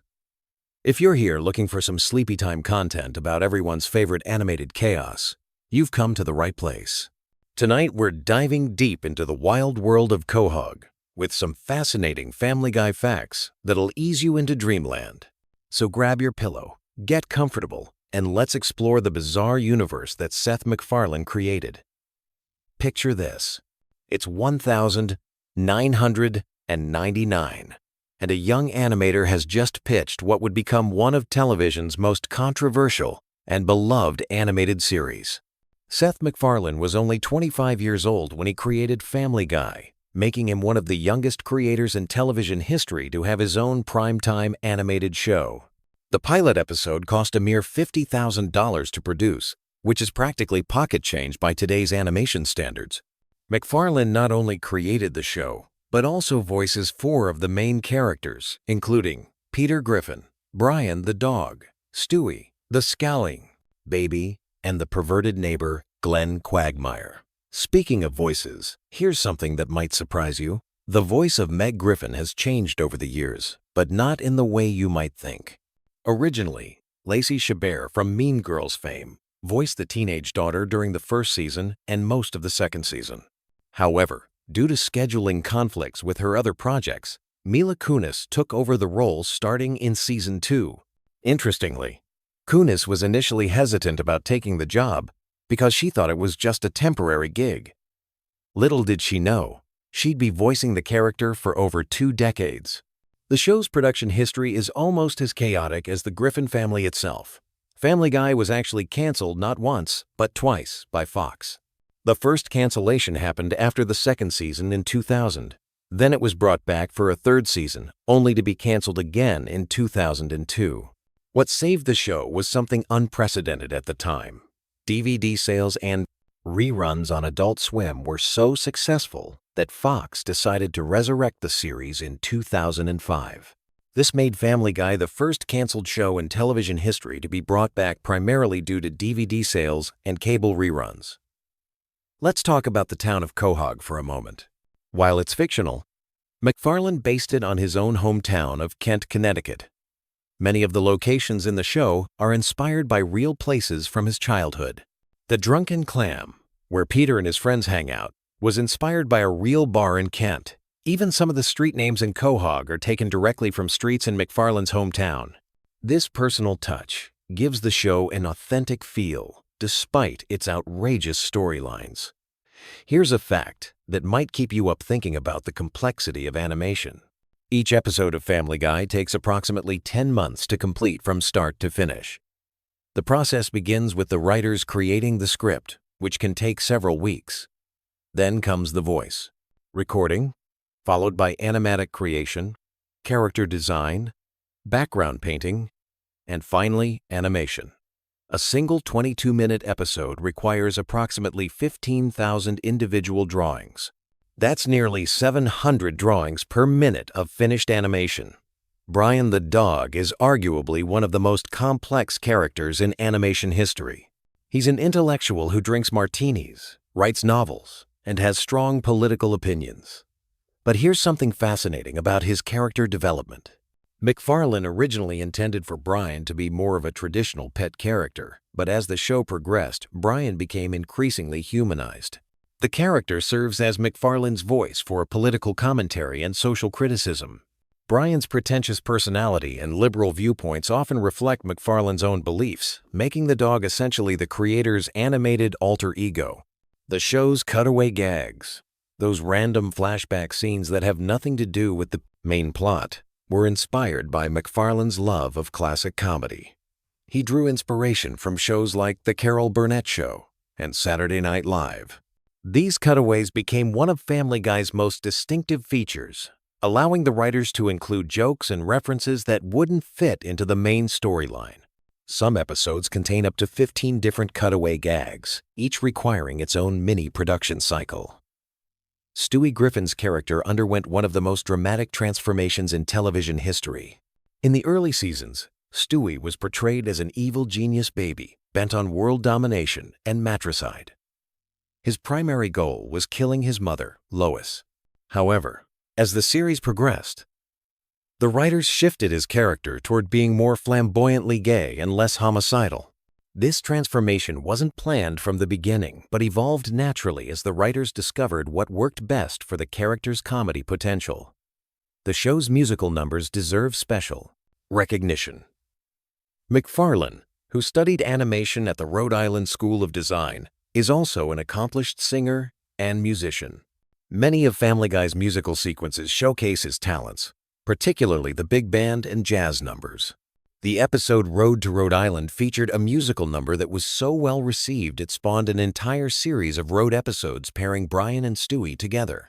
These musical interludes often require months of additional production time and specialized animators who can synchronize character movements with complex musical arrangements. Here's something about the show's writing process that's quite remarkable. The Family Guy writer's room operates differently from most television shows. Instead of having a traditional hierarchy, MacFarlane encourages a collaborative environment where any writer can pitch jokes or storylines. The writers often compete to see who can come up with the most outrageous or offensive joke, pushing the boundaries of what's acceptable on television. This competitive atmosphere has resulted in some of the show's most memorable and controversial moments. The character of Peter Griffin was originally going to be named Justin Peter Griffin, but MacFarlane shortened it to just Peter. The character's appearance and personality were inspired by a security guard MacFarlane knew at his college. Peter's distinctive laugh, that wheezing giggle that fans love or hate, was actually improvised by MacFarlane during early recording sessions. The laugh became so popular with the production team that they decided to make it a permanent part of the character. Cleveland Brown, Peter's neighbor and friend, was given his own spin-off show called The Cleveland Show, which ran for 4 seasons from 2009 to 2013. Interestingly, the character was created as a way to add diversity to the main cast, but MacFarlane has admitted that writing for Cleveland was challenging because he didn't want to rely on racial stereotypes for humor. The character's calm, measured personality served as a counterbalance to Peter's chaotic energy. The show's animation style has evolved significantly over the years. Early episodes had a more rough, hand-drawn quality that reflected the show's limited budget. As the series became more successful, the animation became more polished and computer-assisted. However, MacFarlane insisted on maintaining certain stylistic choices, like the character's simple designs and limited color palette, to preserve the show's original charm. Family Guy has featured an impressive roster of celebrity guest stars over the years. These appearances range from brief cameos to full character roles.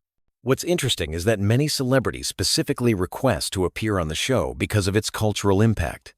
The writers often create characters specifically tailored to the guest star's personality or public image, resulting in some surprisingly authentic performances. The show's controversial content has led to numerous censorship battles with network executives and standards departments. MacFarlane has stated in interviews that approximately 10% of each script gets cut or modified due to content concerns. Some jokes that are deemed too offensive are replaced with alternate versions, while others are moved to the DVD releases as deleted scenes. This constant push and pull between creative freedom and broadcast standards has actually improved the show's writing, forcing the creators to be more clever with their humor. Here's a production detail that animation fans will appreciate. Family Guy uses a technique called limited animation, which means characters are drawn with simplified movements to save time and money. However, the show occasionally breaks this rule for special sequences, particularly musical numbers or action scenes. These moments of full animation stand out dramatically and create a more cinematic feel. The Griffin family house has become iconic in its own right. The interior layout has remained remarkably consistent throughout the series, which is unusual for animated shows. Most animated series change room layouts as needed for specific jokes or storylines, but Family Guy maintains architectural continuity. The house was designed to feel like a real middle-class American home, complete with believable room proportions and logical furniture placement. Quagmire's character represents one of the show's most problematic elements, but also demonstrates MacFarlane's willingness to explore uncomfortable territory for comedy. The character's predatory behavior toward women would be completely unacceptable in live action, but the animated format allows the show to examine toxic masculinity through exaggeration and absurdity. It's a delicate balance that doesn't always work, but it shows the unique possibilities of animated comedy. The show's timeline is intentionally confusing and contradictory. Characters reference current events and pop culture from different decades within the same episode. This temporal flexibility allows the writers to make jokes about any topic regardless of when it occurred. Stewie remains a baby despite the series spanning over 20 years, and other characters don't age either. This suspended animation of time keeps the show perpetually contemporary. Family Guy's influence on internet culture cannot be overstated. The show was one of the first television series to embrace meme culture, with countless clips and quotes becoming viral sensations. The cutaway gags are perfectly suited for short-form internet content, and many viewers discover the show through social media clips rather than traditional television viewing. The voice acting process for Family Guy is quite different from other animated shows. Most animated series record voices individually, but Family Guy often records multiple actors together to capture natural conversation rhythms. This technique results in more spontaneous performances and allows for improvisation that wouldn't be possible with solo recording sessions. MacFarlane has stated that he originally intended Family Guy to run for only a few seasons, but the show's success has extended its life far beyond his initial vision. This longevity has allowed for character development and storyline complexity that wasn't possible in the early seasons. Characters have been able to grow and change in ways that reflect real human development, even within the show's absurdist framework. The show's merchandise empire extends far beyond typical television tie-ins. Family Guy products range from clothing and accessories to home goods and collectibles. The Stewie Griffin character alone has spawned hundreds of different products, making him one of the most marketable animated characters of the 21st century. As we drift towards sleep, it's worth reflecting on how Family Guy changed television animation forever. The show proved that adult-oriented animated comedy could be successful in prime time, paving the way for shows like American Dad, Bob's Burgers, and Rick and Morty. Its irreverent humor and willingness to tackle controversial subjects opened doors for creative freedom that didn't exist before. The Griffin family may be dysfunctional, chaotic, and often morally questionable, but they've provided millions of viewers with laughter, comfort, and escapism. Whether you love them or hate them, they've become part of our cultural landscape, a shared reference point that brings people together through humor. So, as you close your eyes tonight, maybe you'll dream of Quahog, where dogs can talk, babies can build time machines, and anything is possible. Sweet dreams. And remember, in the words of Peter Griffin, sometimes the most important thing is just to keep laughing, even when life gets crazy. Sleep well, Family Guy fans. Tomorrow is another day in the wonderful world of animation, full of new jokes, new characters, and new reasons to appreciate the art of storytelling through laughter. Good night, and thanks for joining us on this journey through the facts and trivia of one of television's most enduring animated families. Ready to drift into the wonderfully chaotic world of Quahog? Tonight, we're diving deep into the most bizarre, hilarious, and oddly comforting Family Guy facts that'll have you sleeping soundly while laughing internally. From the Griffin family's darkest secrets to the most obscure trivia that even die-hard fans might miss, this is your ultimate bedtime companion for all things Family Guy. Let's start with something that might surprise you. Peter Griffin wasn't always meant to be the bumbling patriarch we know and love. The original concept had him as a more competent character, but as the show evolved, his stupidity became his defining trait. What's fascinating is how this intellectual decline actually mirrors real-world studies showing that prolonged exposure to certain environments can affect cognitive function. Peter's workplace at the brewery, his constant drinking, and his circle of equally dim friends created the perfect storm for his legendary ignorance. Speaking of Peter's proud intelligence, did you know his IQ has been tested multiple times throughout the series? While never explicitly stated, various episodes hint that it hovers somewhere between a goldfish and a particularly slow houseplant. The writers deliberately keep it vague because, as creator Seth MacFarlane once mentioned in interviews, giving Peter a specific IQ would limit the comedic possibilities. Sometimes he needs to be smart enough to operate heavy machinery. Other times he can't figure out how doorknobs work. The Griffin house itself holds secrets that most viewers never notice. The layout has mysteriously changed dozens of times throughout the series, with rooms appearing and disappearing like they're part of some supernatural phenomenon. The basement alone has been everything from a simple storage space to an elaborate laboratory, a nightclub, and even home to Peter's secret basement family. This isn't just inconsistent animation, it's actually become a running gag among the production team, who deliberately shift the house's internal geography to mess with detail-oriented fans. Here's something that'll make you appreciate Stewie even more. His distinctive British accent wasn't originally planned. Seth MacFarlane was experimenting with different voices during early development, and the posh British accent was meant to be temporary. However, when they recorded the first few episodes, the contrast between this sophisticated voice coming from a baby was so hilarious that they kept it. The accent also serves a deeper purpose. representing Stewie's intellectual superiority over his family, while simultaneously making his evil plots seem more theatrical than genuinely threatening. Brian Griffin represents one of television's most complex characters when you really think about it.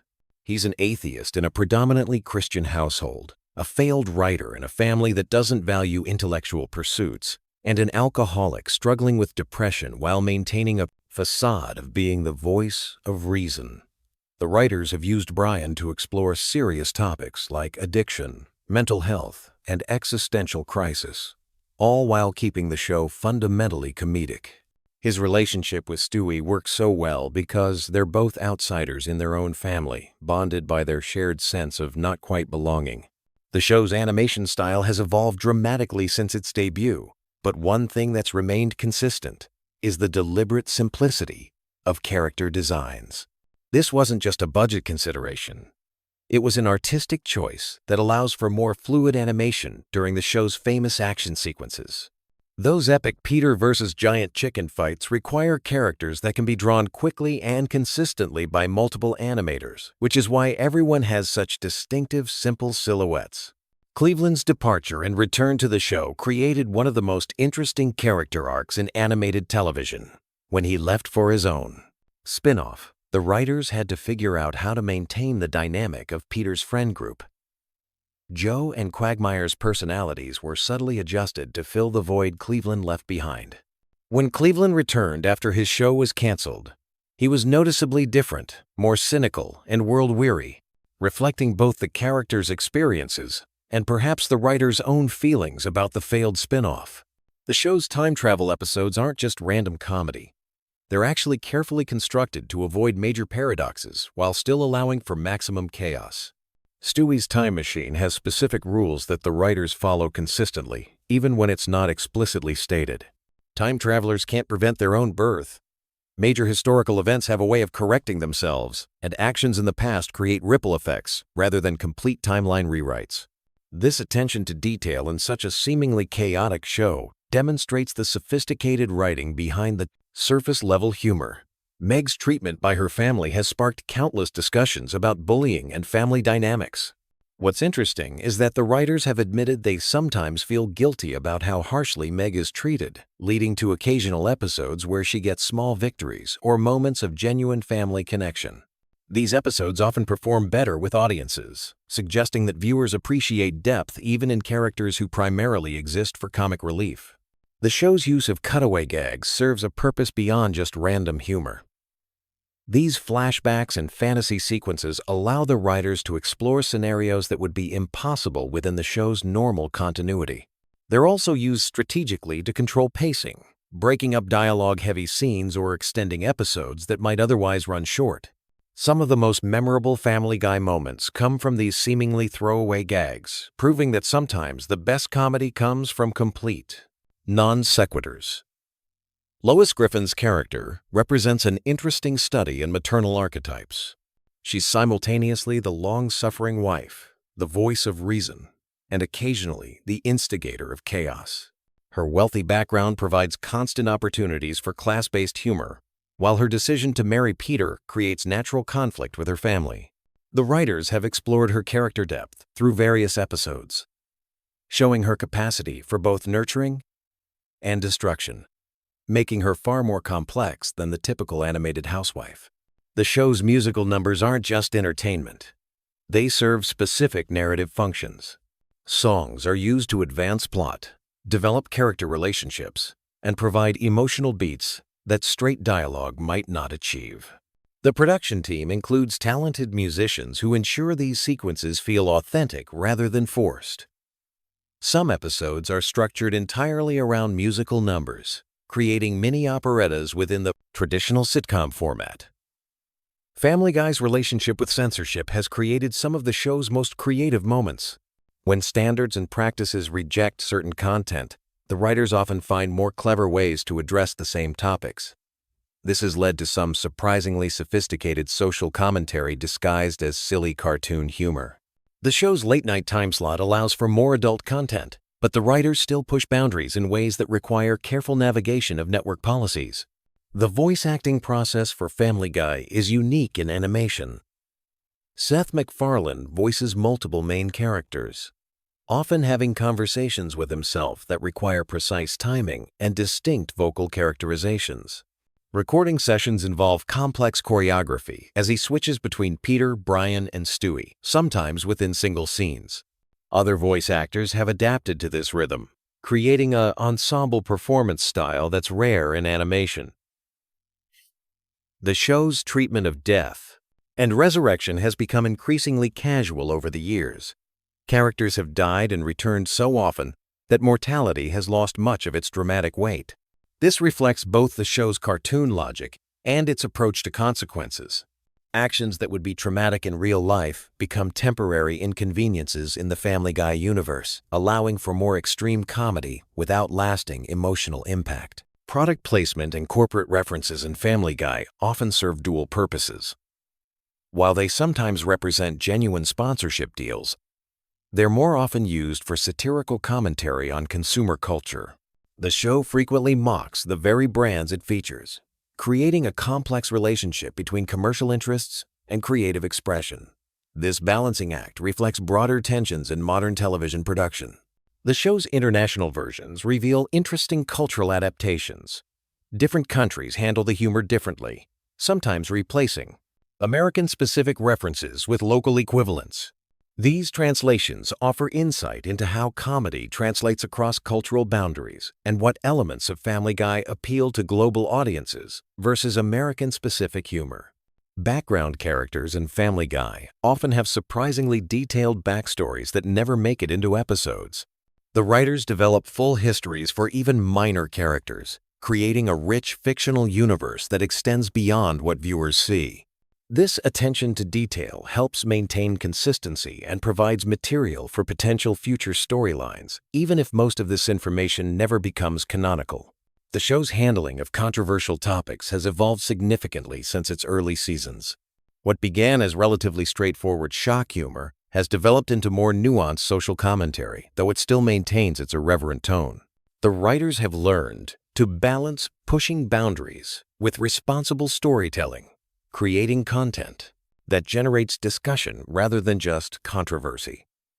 Seth MacFarlane's musical background significantly influences the show's comedy style. His training in musical theater brings a sense of timing and rhythm to dialogue that's unusual in animated comedy. This musical sensibility affects everything from joke delivery to episode pacing, creating a unique comedic rhythm that distinguishes Family Guy from other animated series. The show's science fiction elements, particularly Stewie's inventions, follow surprisingly consistent internal logic. Time machines, mind control devices, and other fantastic technologies operate according to established rules within the show's universe. This consistency allows for complex storylines that span multiple episodes while maintaining the suspension of disbelief necessary for science fiction comedy. Family Guy's influence on internet culture extends far beyond simple memes. The show's rapid-fire reference style and cutaway structure mirror how information is consumed online, creating a feedback loop between the show and digital culture. Clips and quotes circulate independently of full episodes, creating new contexts and meanings for the show's content. The production schedule for Family Guy requires incredible coordination between writers, animators, voice actors, and musicians. Each episode involves hundreds of people working across multiple disciplines and locations. The complexity of this process is invisible to viewers, but represents a significant logistical achievement that enables the show's consistent quality and unique style. Character relationship dynamics in Family Guy follow specific patterns that create comedy through repetition and variation. Peter and Chicken's fights, Brian and Stewie's adventures, and Meg's rejection by her family operate like musical themes, with each iteration building on previous versions while introducing new elements. This structural approach to character interaction creates familiarity while maintaining surprise. The show's approach to aging is particularly interesting in animation. Characters remain physically the same while their experiences accumulate, creating personalities that develop without visual change. This allows for long-term character growth while maintaining the visual consistency that animation requires. The writers must balance character development with the static nature of animated characters. Family Guy's educational content is often hidden within comedy. Historical references, scientific concepts, and cultural knowledge are embedded in jokes and storylines, creating opportunities for learning disguised as entertainment. Viewers often gain information about topics they might not otherwise encounter, making the show inadvertently educational despite its primary focus on humor. The show's production team includes specialists in various fields who ensure accuracy in specialized content, medical procedures, legal situations, and technical details are researched to maintain believability even within the show's exaggerated reality. This attention to detail supports the show's ability to tackle complex topics while maintaining its comedic tone. Sound design in Family Guy extends beyond dialogue and music to create a rich auditory landscape. Background sounds, sound effects, and ambient noise contribute to the show's atmosphere and comedic timing. The production team uses audio to enhance visual gags and create emotional responses that support the storytelling. The show's merchandising strategy reflects its cultural impact and commercial success. Products range from simple apparel to complex collectibles, creating multiple revenue streams that support continued production. The variety of merchandise also demonstrates the show's broad appeal across different demographic groups and age ranges. Family Guy's influence on other animated shows is evident in the proliferation of adult-oriented animated comedy. The show's success paved the way for numerous imitators and inspired shows that push boundaries in different directions. This influence extends beyond animation to live-action comedy, creating a lasting impact on television humor. As we drift toward sleep, remember that Family Guy represents more than just animated comedy. It's a cultural phenomenon that reflects our society's humor, values, and contradictions. The Griffin family's chaos mirrors our own family dynamics. Their struggles echo our personal challenges, and their resilience reminds us that laughter can overcome almost anything. Whether you're dreaming of time travel adventures with Stewie, epic battles between Peter and a giant chicken, or simply the comfort of familiar voices telling familiar jokes, Family Guy continues to provide entertainment that's both sophisticated and silly, meaningful and meaningless, just like life itself.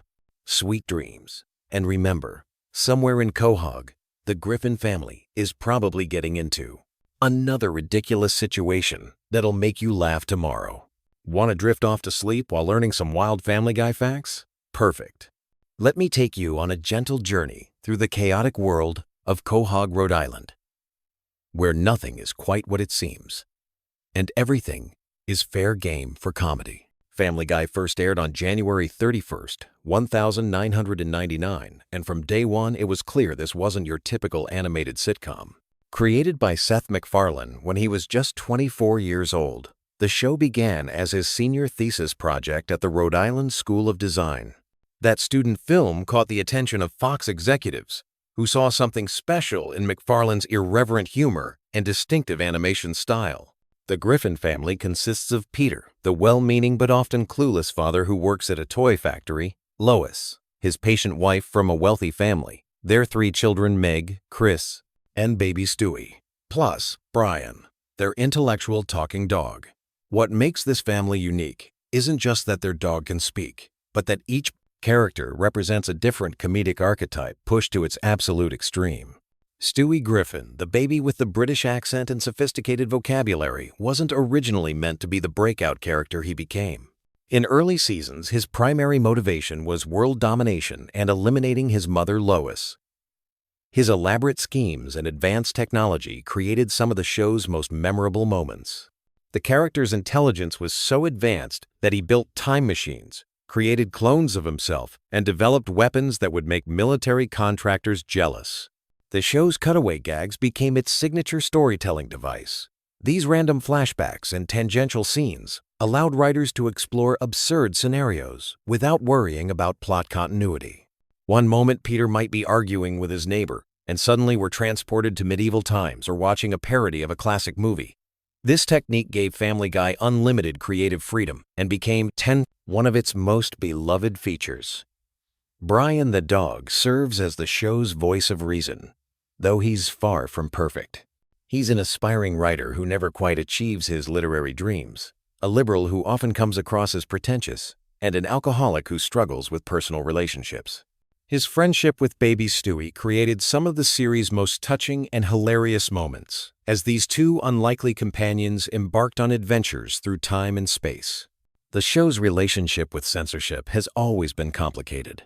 From its earliest episodes, Family Guy pushed boundaries that other animated shows wouldn't dare approach.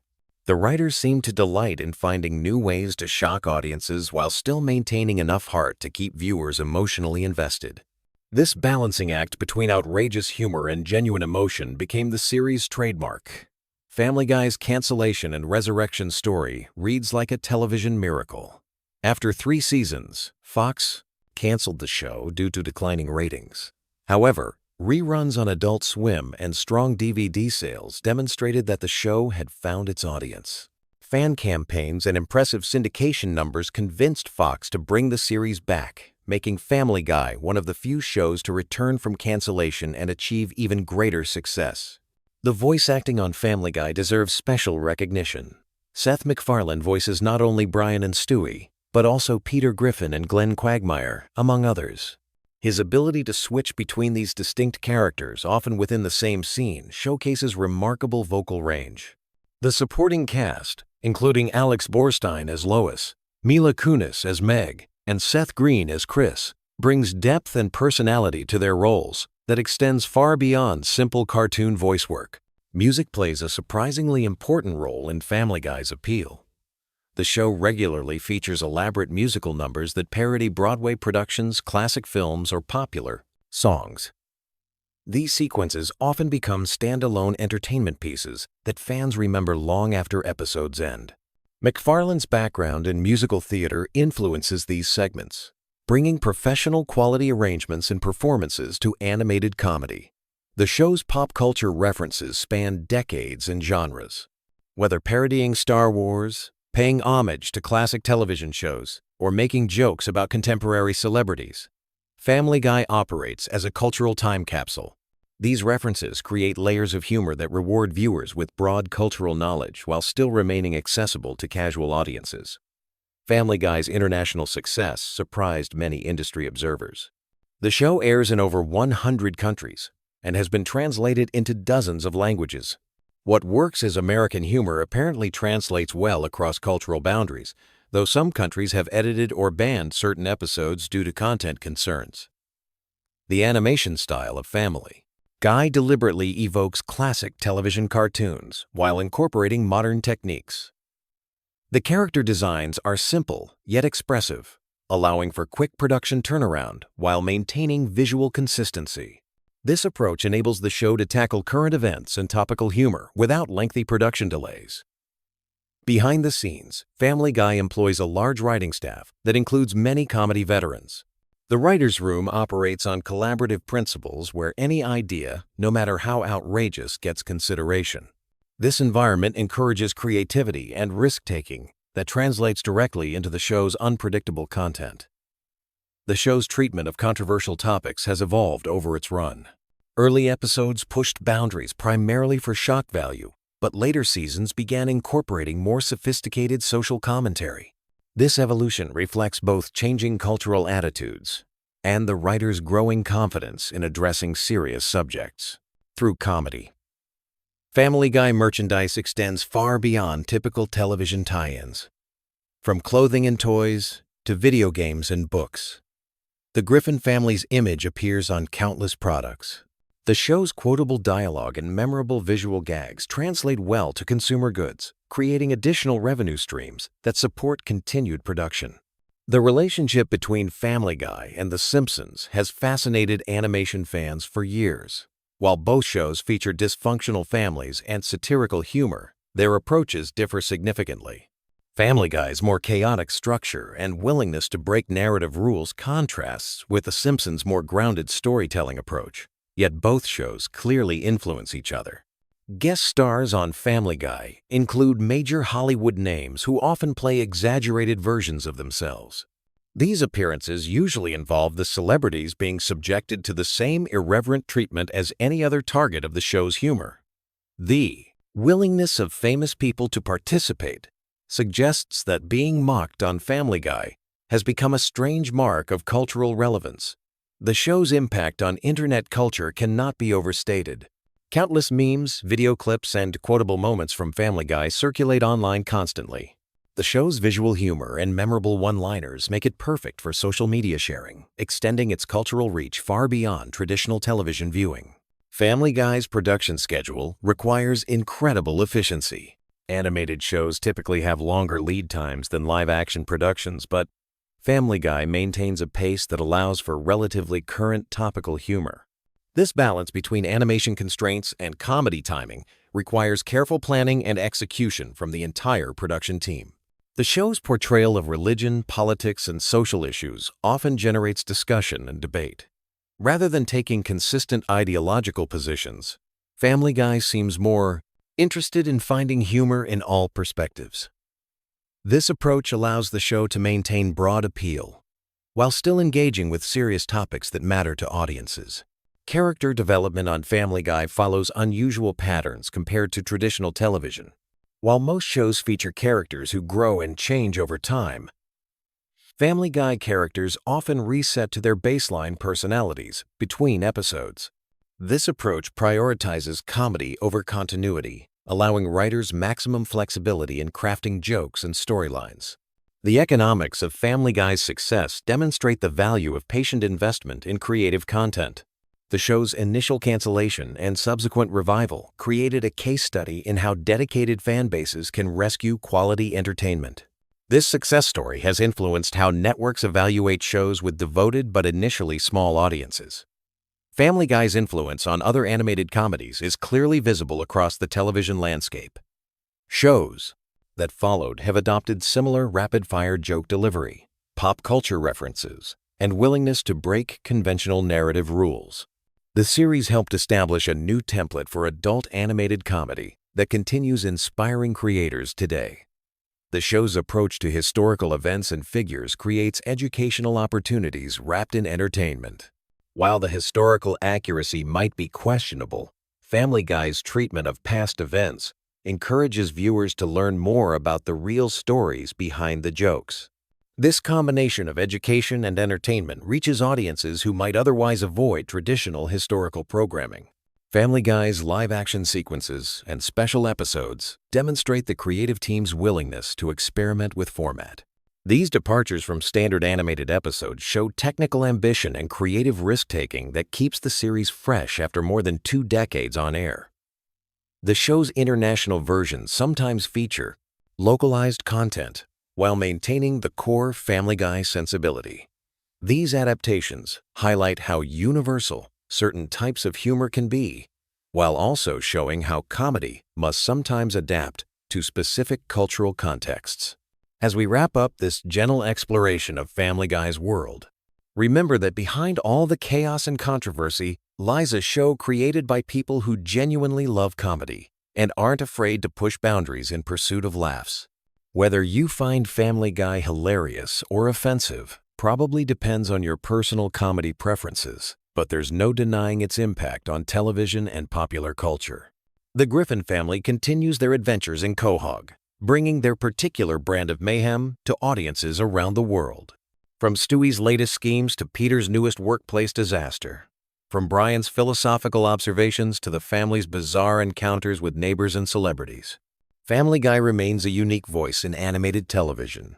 So as you drift off to sleep, perhaps you'll dream of talking dogs and time-traveling babies, of elaborate musical numbers and impossible sight gags. In the world of Family Guy, anything can happen, and usually does. Sweet dreams. And remember that in Quahog, Rhode Island, normal is just a setting on the washing machine that nobody ever uses. The show's legacy continues growing with each new episode. Each new generation of fans discovering the Griffin family's adventures for the first time. Whether Family Guy maintains its edge or evolves with changing times, one thing remains certain. Peter, Lois, Meg, Chris, Stewie, and Brian have earned their place in television history as one of the most distinctive and memorable animated families ever created.